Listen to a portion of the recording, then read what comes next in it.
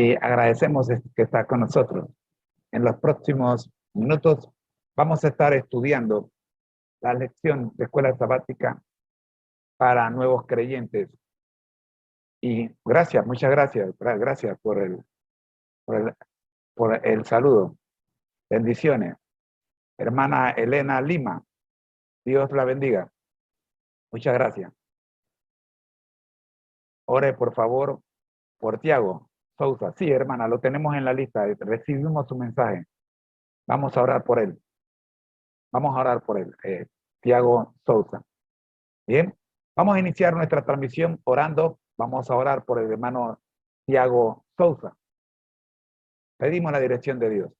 Nuestro Dios que estás en el cielo, gracias Señor, le damos por permitirnos en esta hora estar vivos, tener salud y poder iniciar esta transmisión. Nuestra hermana Elena nos pide, oh Señor, que oremos por Tiago. Tiago Sousa está convaleciendo problemas de salud, que usted lo conoce y usted conoce perfectamente bien los problemas que tiene. Se los ponemos en sus manos, Señor, para que en él sea hecha su voluntad. Oramos, buen Dios, también por la lista de enfermos que tenemos, que es bastante grande. Usted conoce cada uno de los nombres. El hermano Dulio, la hermana Dalis, también conoce la hermana Lixi, la hermana Leonor, y también usted conoce cada uno de los proyectos por los cuales están solicitando oración. Gracias, Padre. Ahora, oh Dios, al iniciar esta transmisión, pedimos su dirección. En Jesús. Amén. Muy bien, mis queridos hermanos, vamos con el año bíblico. Vamos con el año bíblico que está a cargo, como siempre, de la Escuela de Teología.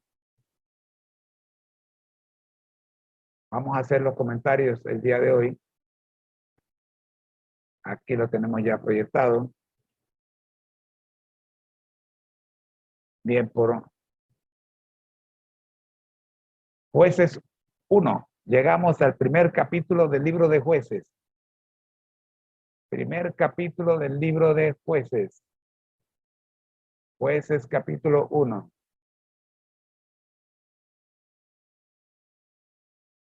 Comprender el contenido del libro de Jueces es el propósito de este primer estudio del libro de Jueces. Comprender el propósito. El versículo para memorizar son los versículos 1 y 2. Aconteció después de la muerte de Josué que los hijos de Israel consultaron a Jehová diciendo: ¿quién de nosotros subirá primero a pelear contra los cananeos? Y Jehová respondió: Judá subirá. He aquí que yo he entregado la tierra en sus manos.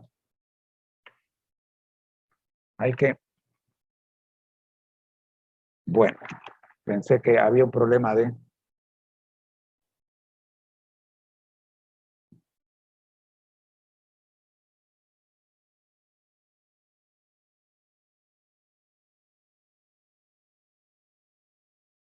Bien.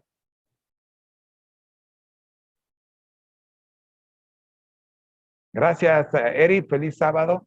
Feliz sábado, Eric, también. Eric Eliezer Barría. Feliz sábado.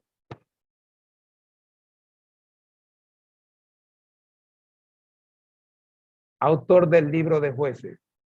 Según el Talmud bíblico, en la sección Baba Batra 14b,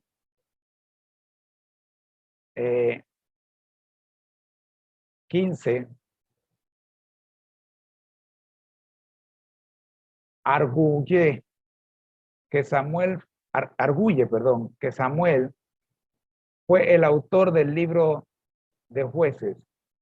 Además, la tradición judía sostiene que Samuel fue el autor de Jueces, así como del libro que lleva su nombre. La fecha de escritura. Este libro fue escrito por el año 1000 antes de Cristo. Esta fecha es la más segura, ya que en el libro se usa en forma permanente la frase: en aquellos días no había rey en Israel. Samuel fue el último juez y fue el encargado de ungir al primer rey de Israel. Tema del libro. Este libro relata las vicisitudes del pueblo hebreo en el periodo que siguió a la muerte de Josué hasta el tiempo de Samuel. Además, se desarrolla el tema del círculo de la apostasía permanente de Israel. La desobediencia en primer lugar, castigo por medio de la dominación de algún pueblo enemigo en segundo lugar. El arrepentimiento ocupa el tercer lugar.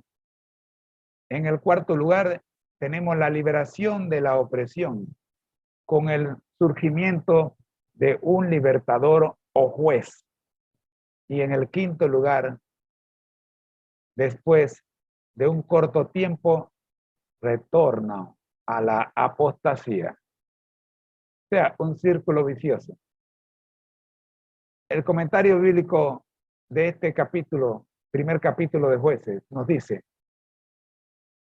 el primer capítulo de Jueces narra las conquistas de las tribus de Judá, Simeón, Benjamín y Efraín, sobre las ciudades que no habían sido conquistadas en el tiempo de Josué.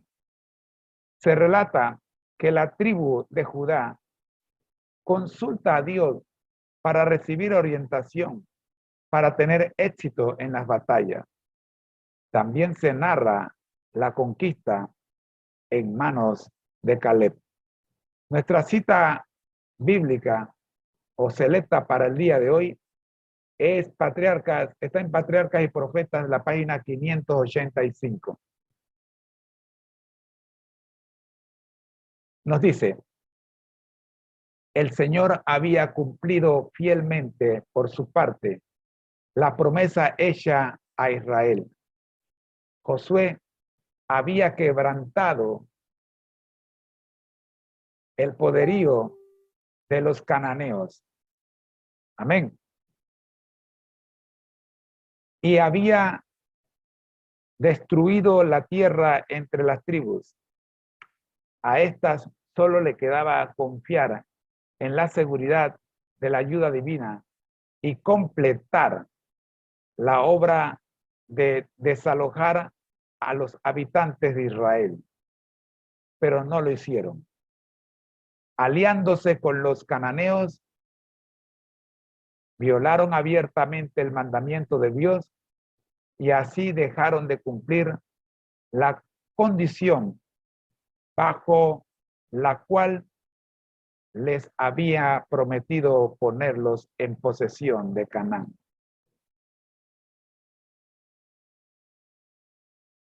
La oración para este segmento es la siguiente. Oremos. Padre eterno, al iniciar la lectura del libro de Jueces, te suplicamos que abras nuestro entendimiento para comprender que la desobediencia a las leyes, a tus leyes, Señor, trae destrucción. Que podamos amarte y obedecerte. Lo pedimos en el nombre de Jesús. Amén.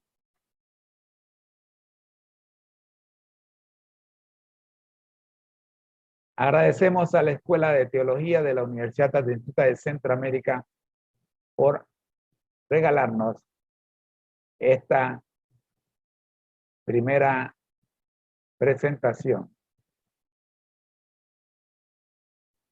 Y ahora vamos a conectarnos con la lección de escuela sabática para nuevos creyentes.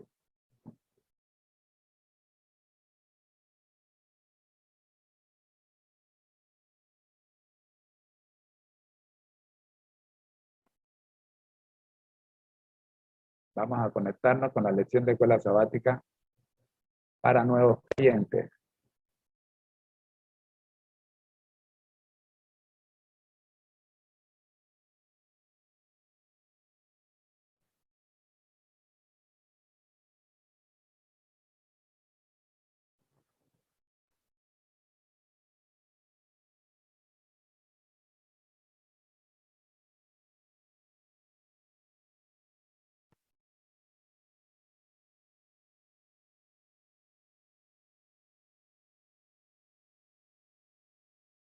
Aquí está.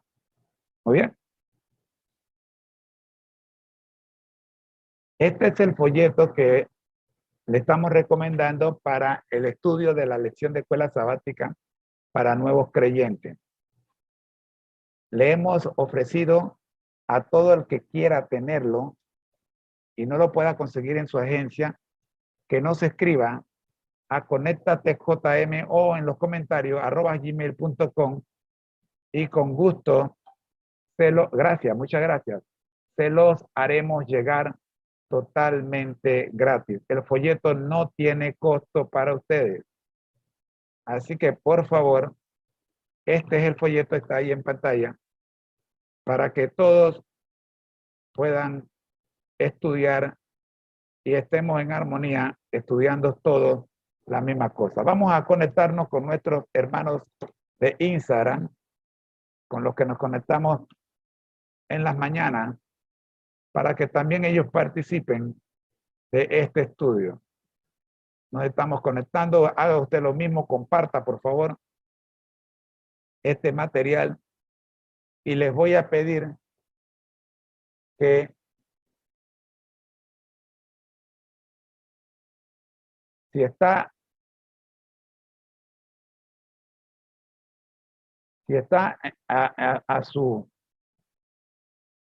en su poder, en su gusto, suscribirse al canal donde está viendo este programa, se lo agradecemos. No es ninguna obligación suscribirse. Usted puede, si a usted le gusta esto y quiere recibir las notificaciones, es la única ventaja que se tiene cuando se suscribe, es que usted recibe las notificaciones. Nosotros estamos muy lejos de tener otra intención al pedirle que se suscriban. Realmente no nos interesa ni que haya publicidad, es más, no queremos publicidad en los videos que hacemos porque la publicidad interrumpe el video y no nos gusta, realmente no nos gusta. Así que, pero le pedimos a usted que se suscriban. Un saludo para Johan Piedrahita. Saludos, amigo, Dios te bendiga. Vamos entonces a suscribirnos acá en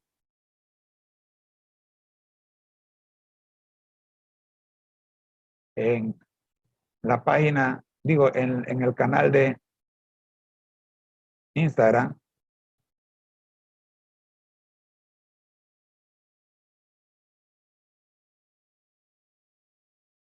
Muy bien. Ya estamos conectados con nuestros amigos de Instagram. Muy bien. Estamos listos entonces para ver la lección de escuela sabática número 7 de el folleto que nos tiene la lección, es la cartilla para nuevos creyentes. Quizás usted no sabe que existe una cartilla para nuevos creyentes, pero sí, existe una cartilla que es la guía de estudio de la Biblia de la escuela sabática para nuevos creyentes. Así mismo lo dice, guía de estudio de la escuela sabática para nuevos creyentes. Bien, estudiando de este material, estamos viendo responder con gratitud. Las preguntas que estamos resolviendo esta semana son: ¿qué significa devolver el diezmo a Dios? 2. ¿Es el diezmo una costumbre judía del Antiguo Testamento sin valor para nosotros hoy? Y 3. ¿Por qué pide Dios la 10ª parte de nuestras ganancias? Nuestra lectura bíblica se encuentra en Malaquías 3:10. Y en la versión Reina Valera contemporánea dice así: entreguen completo los diezmos en mi tesorería y habrá alimento en mi templo. Con esto pueden ponerme a prueba. Verán si no les abro la ventana de los cielos y derramo sobre ustedes bendiciones hasta bendiciones, abundantes, abundantes bendiciones. Lo digo yo, el Señor de los ejércitos. Esa es la versión Reina Valera contemporánea. La versión tradicional dice: traed los diezmos al alfolí y haya alimento en mi casa y probadme ahora en esto, dice Jehová de los ejércitos, y os abriré la ventana de los cielos hasta que sobreabunde, y derramaré sobre vosotros bendiciones hasta que sobreabunde. Bien, vamos a presentarles la... No lo habíamos presentado, ahora sí. Ahí está, ya. Esa es la cartilla para los que no la conocen. El concepto clave de la lección de esta semana: la vida, el tiempo, nuestros talentos y nuestros bienes lo hemos recibido del Creador para que los administremos como mayordomos fieles. El tiempo es un don de Dios y Él nos pide en exclusiva la 7ª parte. De igual modo, en la totalidad de las ganancias que nos permite conseguir, nos pide que le consagremos la exclusiva, en exclusiva el diezmo, o sea, la 10ª parte. En las lecciones anteriores hemos aprendido de qué manera la observancia del sábado es fundamental para nuestra experiencia espiritual. Esta semana estamos viendo, o hemos visto ya, hoy es sábado, hemos visto el plan que Dios diseñó para administrar los recursos que le pertenecen a Él, pero que nosotros tenemos a bien la administración de los mismos. Debemos reconocer que todo lo relacionado con la vida proviene de Dios y que de Jehová es la tierra y la plenitud, según se registra en Génesis 1, 11 al 28 y el Salmo 24, 1. Hemos visto el testimonio personal de la semana, donde estuvimos viendo o estuvimos hablando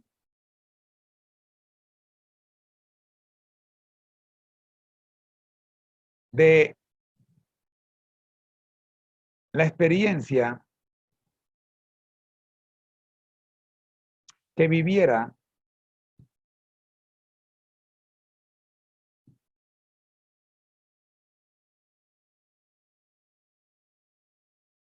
una pareja de esposos. Dice así: hacía poco nos habíamos bautizado, y mi esposo me dijo que deberíamos agregar el diezmo a nuestro ya sobrecargado presupuesto. De niño, su devota madre lo había enseñado, le había enseñado principios cristianos, incluyendo la importancia de la mayordomía cristiana, o sea, la administración de los dones y los bienes. Esta pareja se encontró en cierto momento con la disyuntiva de si devolvían el diezmo, no tendrían recursos para comprar carbón. Ocurre que ellos, conscientes de que sin el carbón podían morir por causa del frío, porque el carbón era lo que le proporcionaba el calor necesario para pasar la temporada de invierno. Aún consciente de esto, ellos escogieron devolver el diezmo y quedarse sin recursos para comprar carbón. Días más tarde, un tren se descarriló y el mismo se dedicaba a transportar carbón. La empresa dueña de este carbón anunció que todo aquel que ayudara a limpiar el área recibiría carbón gratis.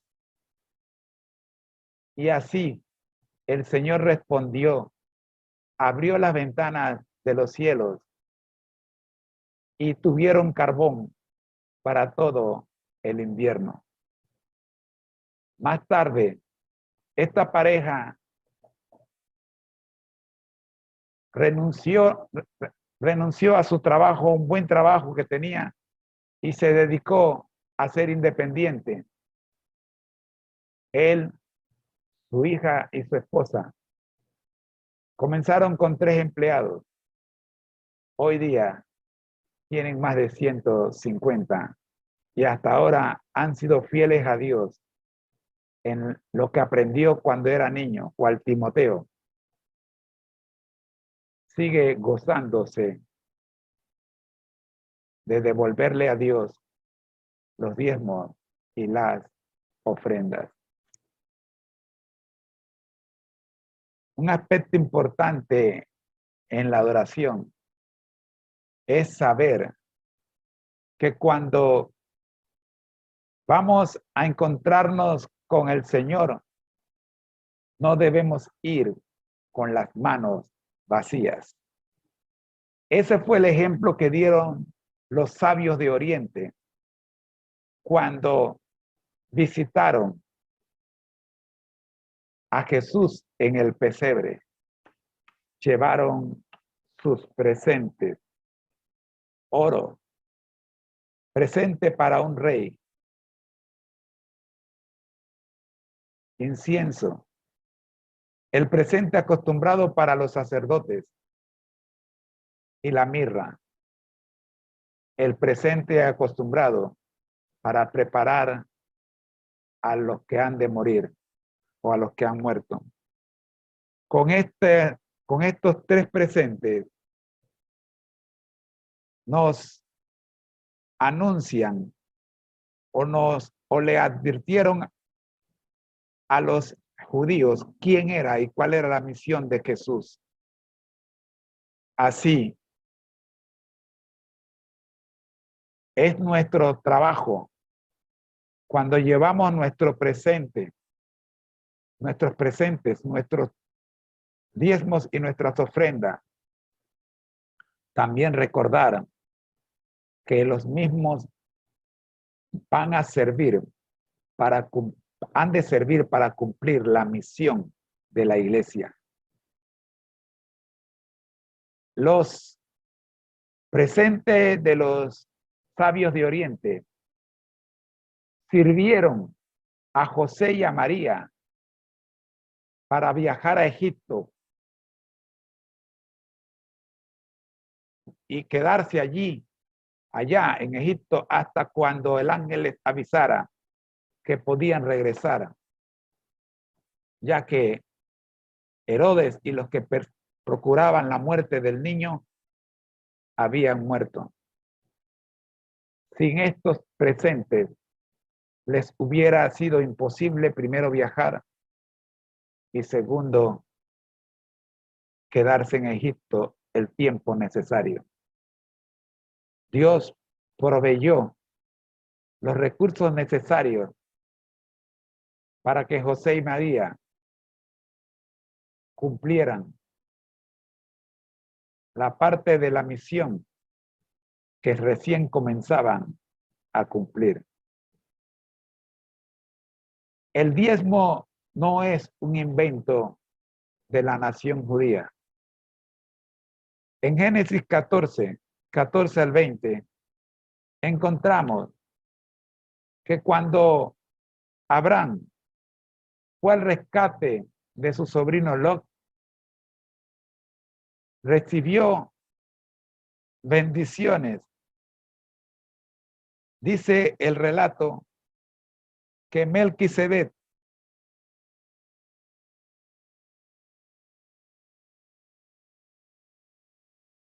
lo bendijo. Pero lo importante acá es que Melquisedec primero lo bendijo y en respuesta a dicha bendición le dio a Abraham los diezmos de todo. La Biblia nos indica únicamente que Melquisedec era rey de Selén y sacerdote del Altísimo. Melquisedec le ofrece pan y vino a Abraham y luego lo bendice.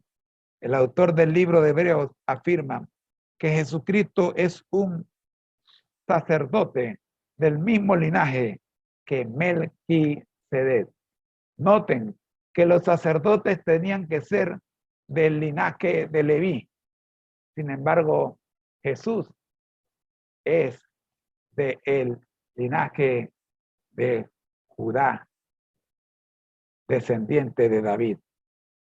¿Cómo entonces Jesús es nuestro sumo sacerdote? Porque Melquisedec es un símbolo de Jesucristo. La experiencia de Abraham y de Jacob ponen de manifiesto que diezmar no es una prescripción cuyo origen se remonta a la ley de Moisés, sino que los hijos de Dios habían sido enseñados a practicarlo desde el mismo principio. Todos tus dones, ¿a quién le pertenecen? Incluso hoy, recién leíamos en la matutina Reflejemos a Jesús, que el hablar es un don de Dios. Bendito sea. Benditos seamos todos los que podemos hablar, porque tenemos ese don de Dios. El hablar es don de Dios. Por lo tanto, si el hablar es don de Dios, también debe ser diezmado y ofrendado. Resulta interesante saber que aquellos sabios no se presentaron con las manos vacías delante del niño, sino que le ofrecieron los mejores regalos de la época: oro, el regalo para un rey; incienso, el obsequio para un sacerdote; mirra, el presente para un muerto.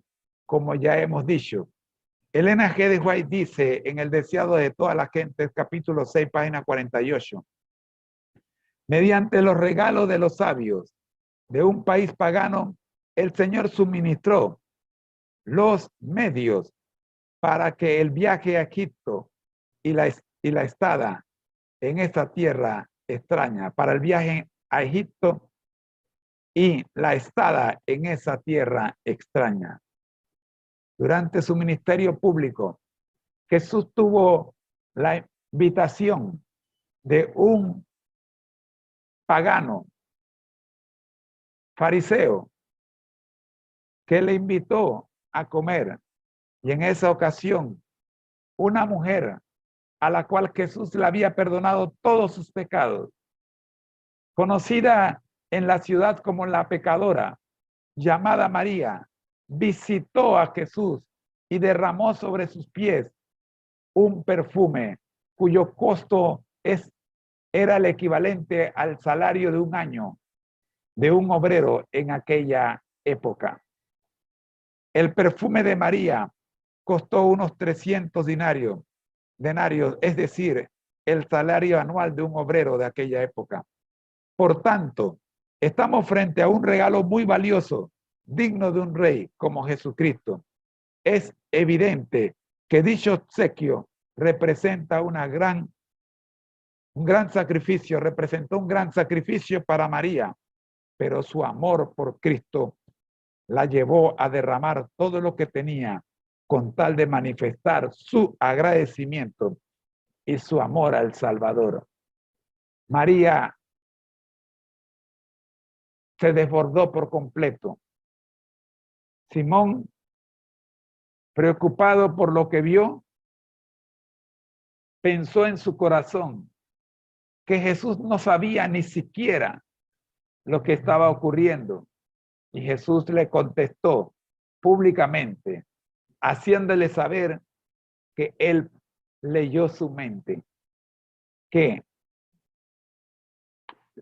al que poco se le perdona, ama poco, mas al que mucho se le perdona, ama mucho, mucho más. Entre las instrucciones que Dios le dio a Moisés, aparece el mandato de devolver el diezmo, según registra Levítico 30. Y Deuteronomio 12, 5 al 7, responde a la pregunta, ¿a dónde debía llevarse el diezmo? Los israelitas debían construir un templo en el lugar escogido por Dios y allí debían adorarlo, regocijándose por sus bendiciones. Traed los diezmos y ofrenda sería parte de su adoración. Y la suya, mi hermano, y la suya, mi hermano. ¿Sabía usted que cuando usted le devuelve los diezmos y las ofrendas, usted está adorando en espíritu y en verdad al Dios que le cuida y le protege? Después de regresar a Jerusalén del exilio, Nehemías también tuvo que enfrentar la administración correcta de los bienes. Y como está registrado en Nehemías 13, 10 al 13, el pueblo practicó la devolución de los diezmos y las ofrendas como una parte activa en la adoración, en el ritual de adoración, cuando acudían al templo renovado. En Malaquías 3, 8 al 10, se nos presenta el panorama más triste de toda la Biblia. Sin embargo, también el más prometedor. Miremos cómo lo registra Malaquías 3, 8 al 10.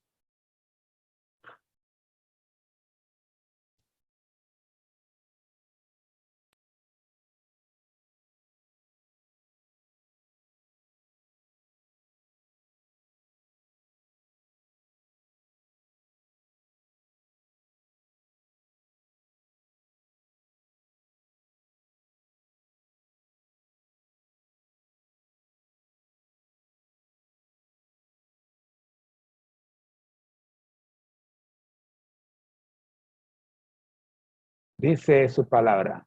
Leamos todos. ¿Robará el hombre a Dios? Pues vosotros me habéis robado. Y dijisteis, ¿en qué te hemos robado? En vuestros diezmos y ofrendas.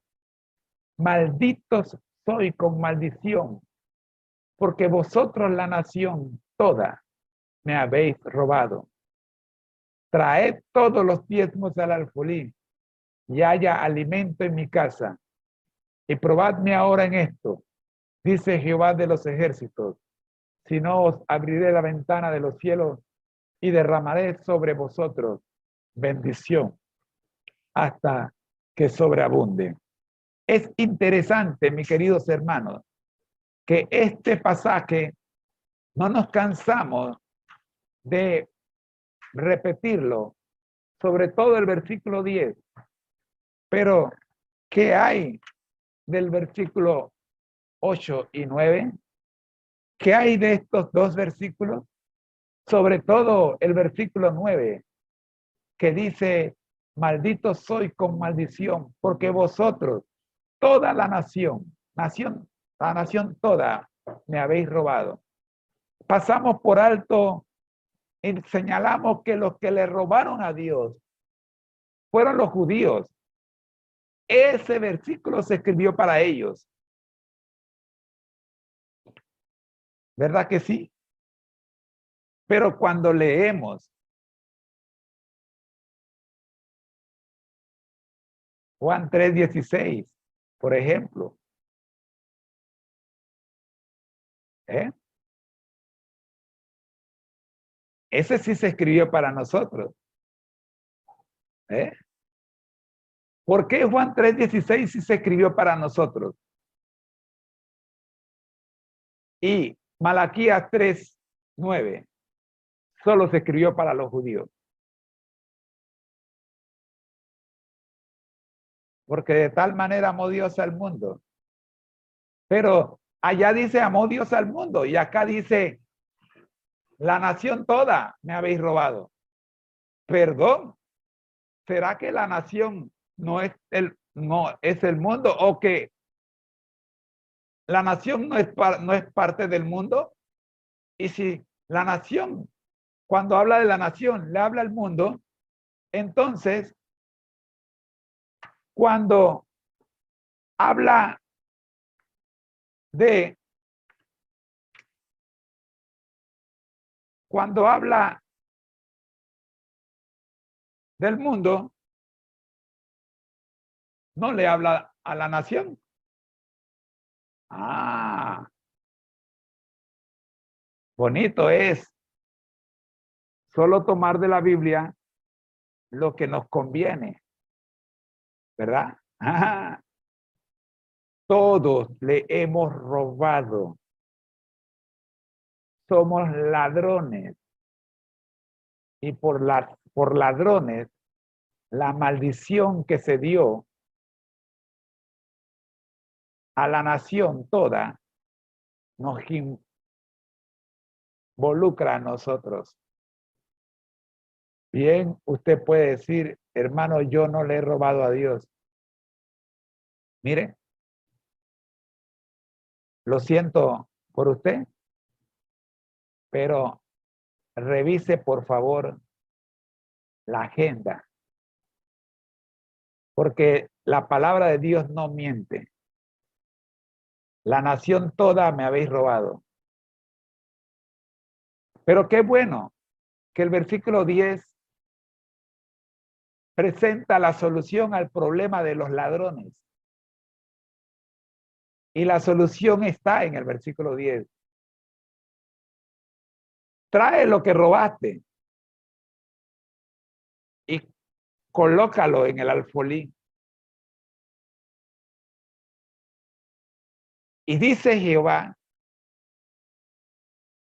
que al probarlo de esa manera, Él abrirá las ventanas de los cielos y derramará sobre vosotros bendición hasta que sobreabunde. Lo interesante es que nosotros aceptamos el versículo 10, pero el versículo 9 no lo aceptamos. Porque el versículo 10 dice sobre vosotros, pero el versículo 9 también dice porque vosotros. Entonces, ¿será que el vosotros del versículo 9 es un grupo y el vosotros del versículo 10 es otro grupo? No, mi querido hermano. Es el mismo grupo. Se trata de usted y de mí.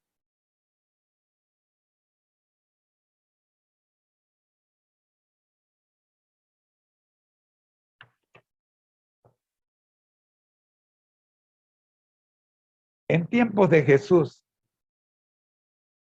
diezmar era la práctica común. y aceptada por todos como un principio divino. Así que él no tuvo que hacer hincapié sobre ella, aunque sí hizo referencia del diezmo durante una discusión con los fariseos y los escribas, registrada en Lucas 11, 37 al 50. ¿Cuál era la actitud de Jesús respecto al diezmo? ¿Y cuál fue el tema principal de aquella discusión? Busquemos Lucas 37 y vamos a ver si podemos parafrasear en algo el contenido de este pasaje, ya que es un poquito largo. Lucas 11.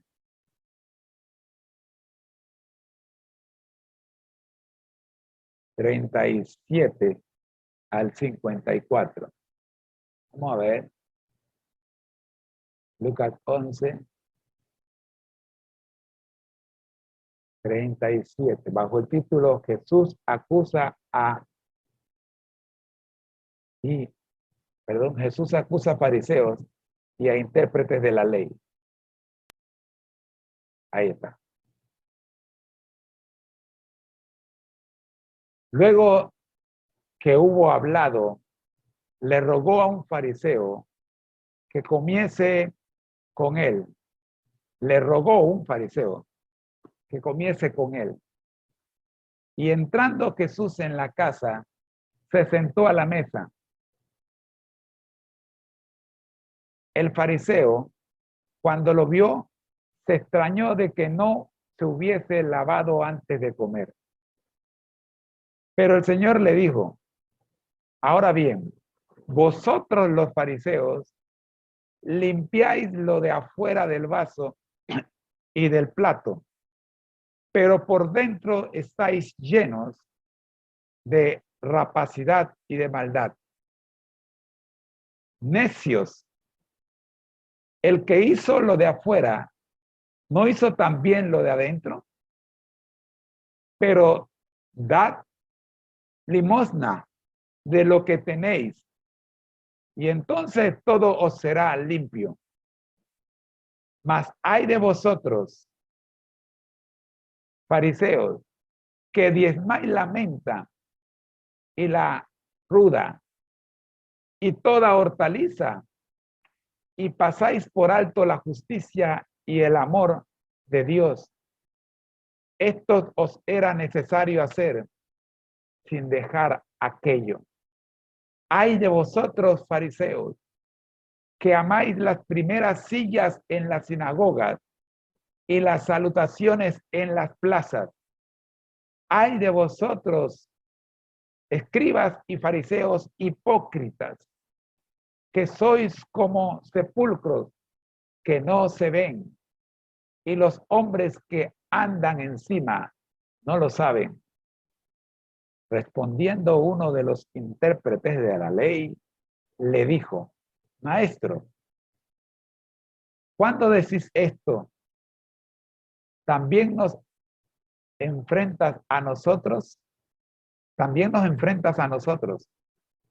Y él le dijo, ay de vosotros también intérpretes de la ley, porque cargáis a los hombres con cargas que no pueden llevar, pero vosotros ni aún con un dedo las tocáis.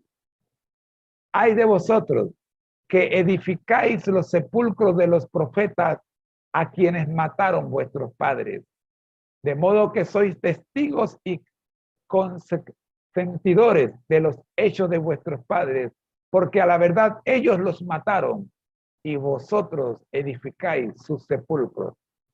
Por eso la sabiduría de Dios también dijo, les enviaré profetas y apóstoles, y de ellos a unos matarán y a otros perseguirán, para que se demande de esta generación la sangre de todos los profetas que se ha derramado desde la fundación del mundo, desde la sangre de Abel hasta la sangre de Zacarías, que murió entre el altar y el templo. Sí, os digo que será demandada de esta generación. Ay de vosotros, intérpretes de la ley, que habéis quitado la llave de la ciencia. Vosotros mismos no entrasteis, y a los que entraban se lo impedisteis, diciéndoles,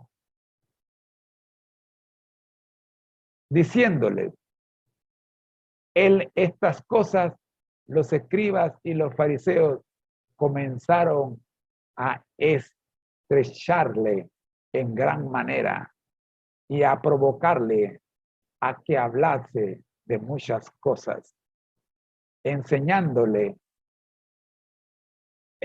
acechándole y procurando cazar alguna palabra de su boca para acusarle.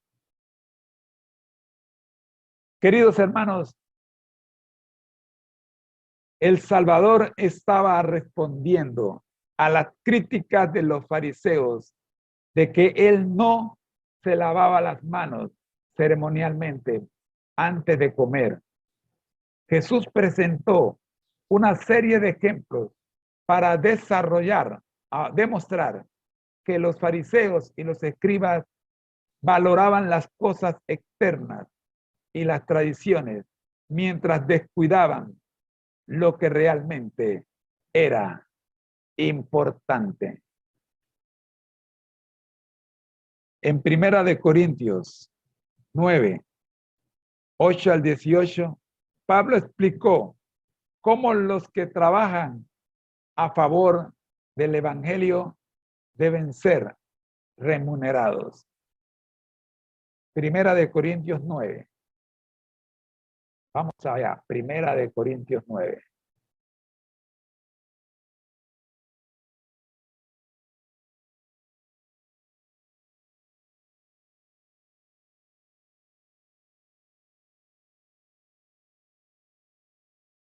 Bien, ya estamos en Primera de Corintios 9. 8 al 18. Digo esto solo como hombre. ¿No dice esto también la ley? Porque en la ley de Moisés está escrito, no pondrás bozal al buey que trilla. ¿Tiene Dios cuidado de los bueyes? ¿O le dice enteramente, o lo dice enteramente por nosotros? Pues por nosotros se escribió, porque con esperanza debe arar el que ara, y el que trilla con esperanza de recibir del fruto. Si nosotros sembramos entre vosotros lo espiritual, es gran cosa si segaran de vosotros lo material.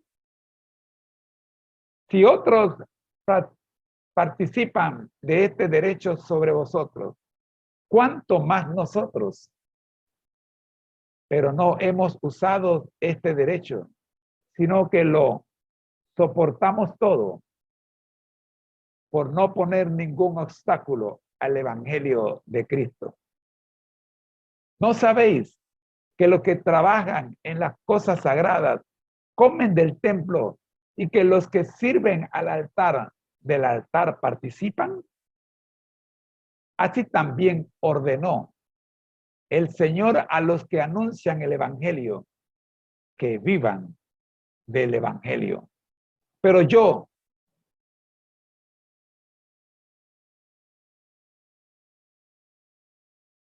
de nada de esto me he aprovechado, ni tampoco he escrito esto para que se haga a sí mismo conmigo. porque prefiero morir antes que nadie desvanezca esta mi gloria.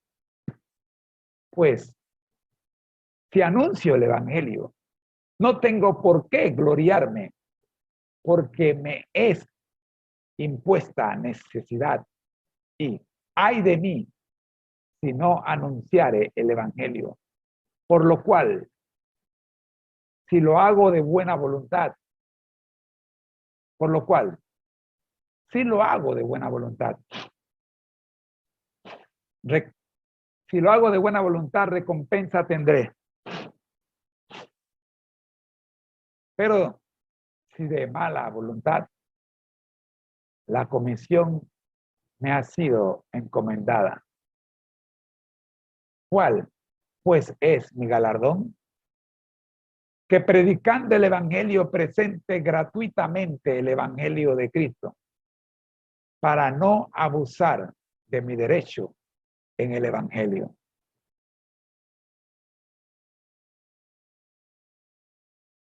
En este pasaje, Pablo explicó cómo los que trabajan a favor del evangelio deben ser remunerados. ¿A qué tienen derecho los obreros del evangelio? ¿Quién ideó ese plan? ¿Por qué Pablo no participó de ese derecho?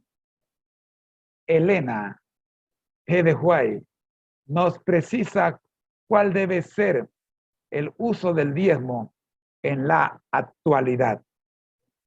Cada uno examine regularmente sus entradas, todas las cuales son bendiciones recibidas de Dios, y aparte el diezmo como un fondo separado destinado en forma sagrada al Señor. Este fondo en ningún caso debe ser dedicado a otro uso. Ha de ser dedicado solamente a sostener el ministerio del Evangelio. La revista Review and Herald del 9 de mayo de 1893. Mis queridos hermanos, para cerrar nuestro repaso de la lección de escuela sabática para nuevos creyentes, tenemos el segmento para saber más. La bendición de ser parte de la iglesia. Primera pregunta, ¿cuándo debo diezmar? Respuesta, el diezmo es lo primero que debes separar al recibir un ingreso o ganancia y entregarlo a la tesorería a la mayor brevedad. Cuando diezmemos sistemáticamente, devolver gozosamente el diezmo se convertirá en un aspecto natural de nuestra experiencia religiosa. Segunda pregunta, ¿cómo debe devolverse el diezmo? Respuesta, introduciendo el efectivo o un cheque en el sobre de diezmo y luego colocándolo en el plato de las ofrendas durante el culto sabático de adoración. Cuando se escribió este folleto de escuela sabática para nuevos creyentes, fue en el año 2014, si no me equivoco, creo que lo leí hace unos días. Déjeme confirmar, le doy la cita. Esta versión que tengo en mi mano se escribió en el año 2005. ¿Vale? No.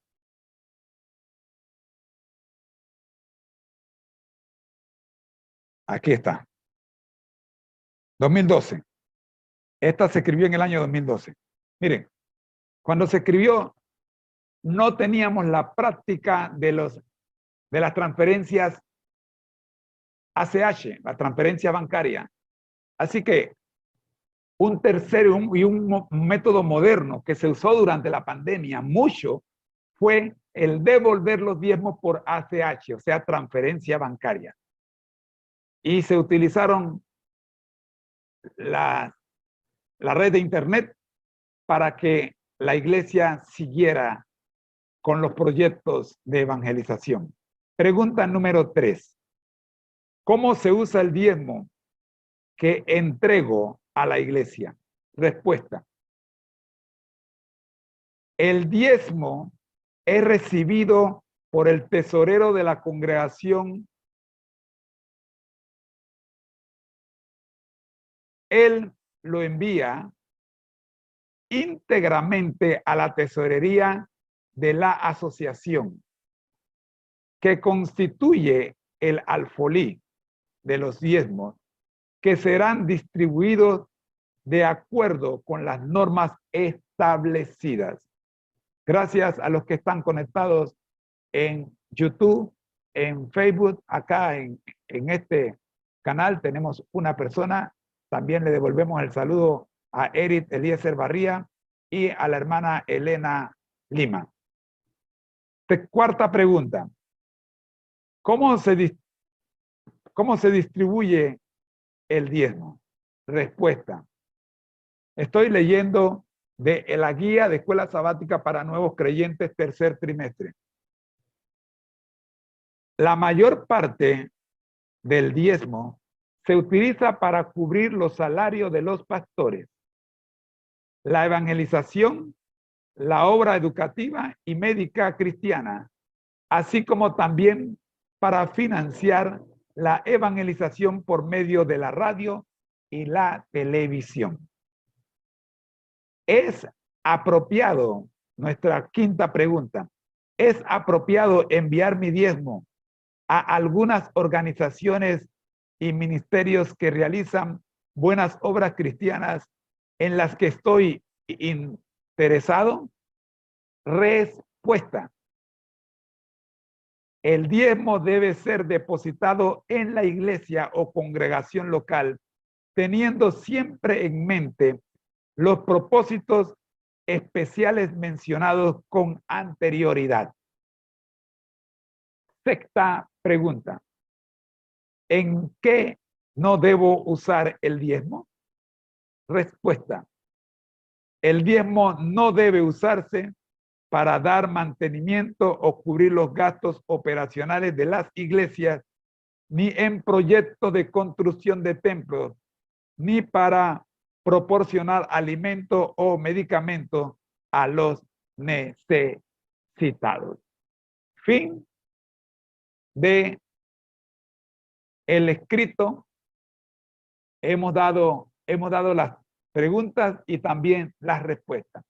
Si usted tiene alguna pregunta adicional, le voy a pedir por favor que nos las ponga en los comentarios.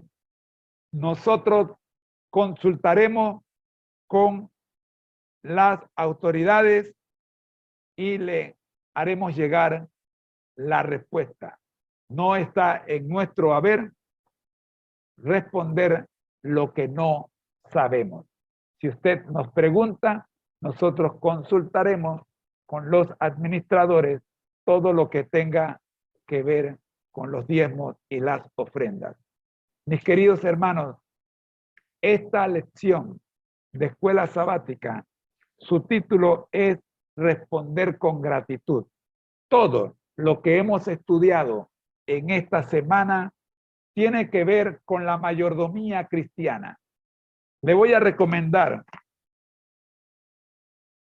para un mayor conocimiento de estas cosas, a usted como nuevo creyente, no lo tengo acá, Rosita, el libro del doctor Vladimir Polanco, Como él nos ve. Léase ese libro. Y en él va a encontrar la información que quizá le haga falta para que usted se convierta de ladrón a un mayordomo fiel. Sí, mis hermanos. Por eso he dejado en pantalla, bueno, lo cambié. Malaquías 3, 8 al 10. ¿Robará el hombre a Dios? Vosotros. Dice el pasaje, la nación toda, dice el versículo 9, me habéis robado. Ahí está el versículo 8 al 10. ¿Robará el hombre a Dios? Pues vosotros me habéis robado. Y dijisteis, ¿en qué te hemos robado? En vuestros diezmos y ofrendas. Malditos sois con maldición, porque vosotros, la nación toda, me habéis robado. Esto no le gusta a mucha gente. Les confieso que a mí tampoco me gusta, pero la palabra de Dios me dice lo que soy. Y yo no puedo contradecir la palabra de Dios. Y doy gracias a Dios que también me dice qué debo hacer para dejar de ser uno de los que le roban a Dios. Versículo 10. Traedme todos los diezmos al alfolí y haya alimento en mi casa.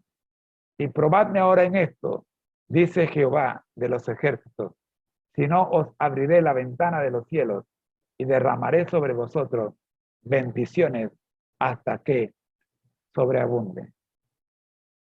Qué promesa más grande. Qué bendición más grande. No tengo tiempo para más. Oremos por los enfermos y los privados de libertad. Y por todos aquellos que, como yo, ladrones del Señor, podamos, oh Padre Santo, encontrar la forma en que podamos devolver los diezmos al alfolí.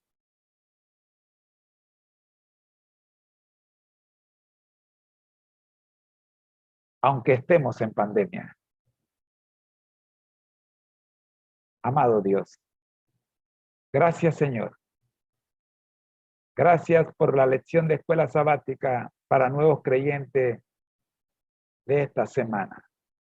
Respuesta de gratitud.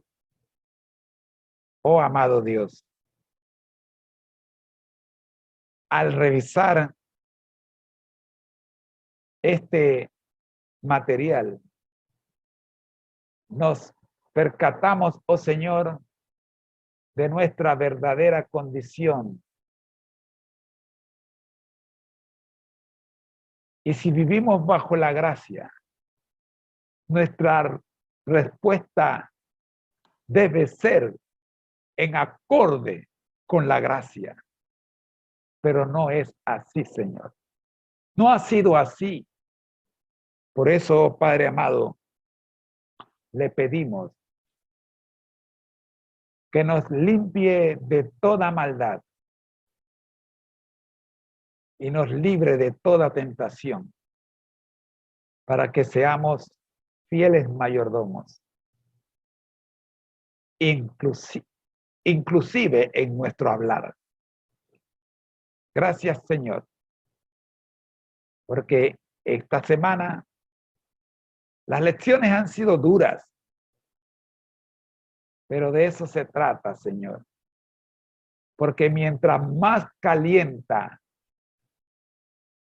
el fuego, el crisol, más se quema lo que no conviene. Gracias, Padre. Oramos por los enfermos. La lista es larga. Tenemos más de 4,000 solicitudes de oraciones. Oramos, buen Dios, por los privados de libertad. La lista también es larga. Tenemos más de 13,000 privados de libertad en toda la nación. Oramos, buen Dios, por las ovejas perdidas, que aún es más larga esta lista. Amado Dios, como hijos suyos, somos conscientes de la gran necesidad que tenemos, oh Dios, de rendirnos a sus pies cada día, pues es nuestra mayor necesidad. Gracias, Padre. Gracias. Oramos por Panamá para que la situación económica, Señor, cambie según sea su voluntad. Oramos para que los políticos se pongan de acuerdo y que el país, oh Padre Santo, deje de sufrir. Oramos en el nombre de Jesús. Amén.